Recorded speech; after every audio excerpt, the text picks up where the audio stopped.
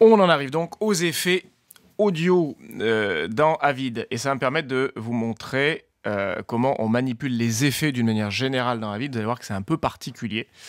C'est là aussi propre à Avid. Et ça va être donc une première approche. Les effets du logiciel, d'une manière générale, ils ont été réunis maintenant dans l'Effect Palette que vous avez normalement en onglet en haut à gauche, juste en dessous de Bin. Ils les ont rangés, ce qui est plutôt bien, parce qu'avant, c'était un peu tout mélangé. Et donc, vous avez en fait les effets audio qui sont dans piste audio et dans clip audio. Deux onglets, un pour les effets de piste audio, et un pour les effets de clip, les effets d'éléments, si vous préférez. C'est quasiment les mêmes à quelque chose près. Hein.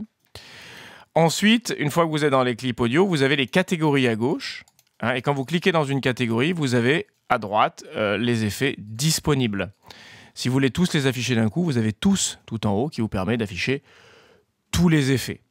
Alors, je ne vais pas, bien sûr, tous vous les lister. Je vais vous montrer le principe de un effet en particulier. Puis après, on verra les effets principaux. On va commencer par l'effet principal le plus important, qui est, à mon sens, l'égaliseur. Tout de suite, je lève la question, je réponds à la question du denoiser. Il n'y a pas de denoiser dans Avid. C'est un peu particulier, mais c'est comme ça. En revanche, vous avez de très nombreux equalizers très bien faits. On va commencer par l'equalizer. On va se mettre sur tous. On va commencer par le EQ, hein, que vous avez ici, qui est l'equalizer le plus simple, le plus facile à utiliser et qu'on va vraiment utiliser très, très quotidiennement. Vous le retrouvez aussi, regardez, dans la catégorie outils. Dans outils, vous avez égalisation audio. C'est exactement la même chose que EQ dans les effets. Donc, deux manières d'aller chercher. Comment je fais pour appliquer cet effet d'équalizer ? Toujours pareil dans Avid, vous allez faire une sélection croisée. C'est-à-dire qu'à gauche, vous allez sélectionner évidemment la piste concernée. Là, je vais sélectionner par exemple la A5. D'accord ? Et puis, vous allez ensuite poser votre tête de lecture sur le plan que vous voulez impacter. Vous voyez, sélection croisée. Une fois que vous avez fait ça, vous pouvez donc soit aller dans Outils et cliquer sur Égalisation audio, soit prendre le EQ, regardez, et le glisser-déposer. C'est vraiment, là, pour le coup, très intuitif, sur l'élément audio que vous souhaitez travailler. Voilà, donc l'un ou l'autre. Bon, là, je vais utiliser, par exemple, le petit égalisation audio, cloc. Quand je mets égalisation audio, regardez, ça me met la fenêtre égalisation audio. C'est une fenêtre spéciale. Et d'ailleurs, c'est un des seuls effets audio qui a une fenêtre spéciale. Les autres, vous verrez, on va aller chercher ce qu'on appelle l'audio suite. Pour l'égalisation audio, qui est donc un effet très courant, on a une fenêtre spéciale.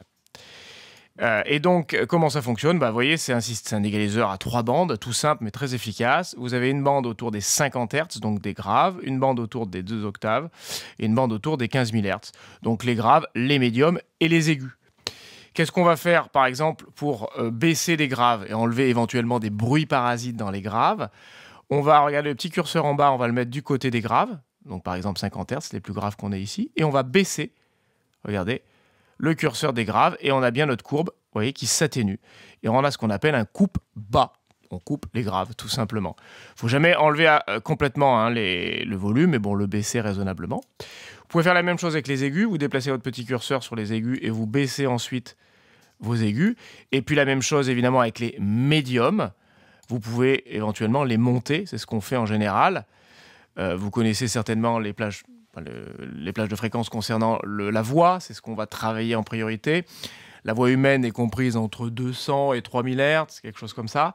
Donc, ce qu'on va faire avec un égaliseur, en général, si on veut faire ressortir la voix, doper les fréquences entre 200 et 3000, comme ce que je viens de faire à peu près. Vous voyez, on va légèrement les gonfler. Et puis, potentiellement, ensuite, baisser les graves, baisser les aigus, si vous voulez que, justement, la voix se détache et éventuellement atténuer des bruits parasites, soit dans les graves, soit dans les aigus. Après, bien sûr, il y a des nuances possibles. Pour un petit peu savoir sur quoi on travaille, c'est plutôt bien fait dans Avid, puisque vous avez un système de lecture en boucle automatique. Avec ce petit bouton qui est ici, vous avez ça quasiment dans tous les effets. Quand vous cliquez là-dessus, vous avez une lecture en boucle de votre effet. Voilà, et du coup, sur la base d'une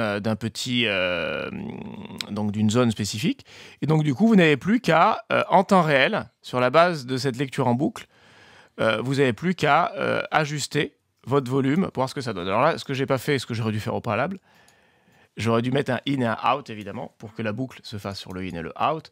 Donc, une sorte d'échantillon. Voilà, je vais la faire sur un échantillon relativement court. Voilà. Et du coup, quand vous lancez la lecture en boucle, vous voyez, vous allez rester sur votre échantillon. Et donc, en temps réel, vous allez pouvoir ajuster votre effet et voir ce que ça donne. Est-ce que je monte fort, pas trop fort, mais médium, vous avez vu, voilà, ça va le lire systématiquement en boucle. Dernière petite chose, vous remarquerez que vous avez un petit menu sandwich. Si je clique sur le menu sandwich, vous avez potentiellement ce qu'on appelle des presets.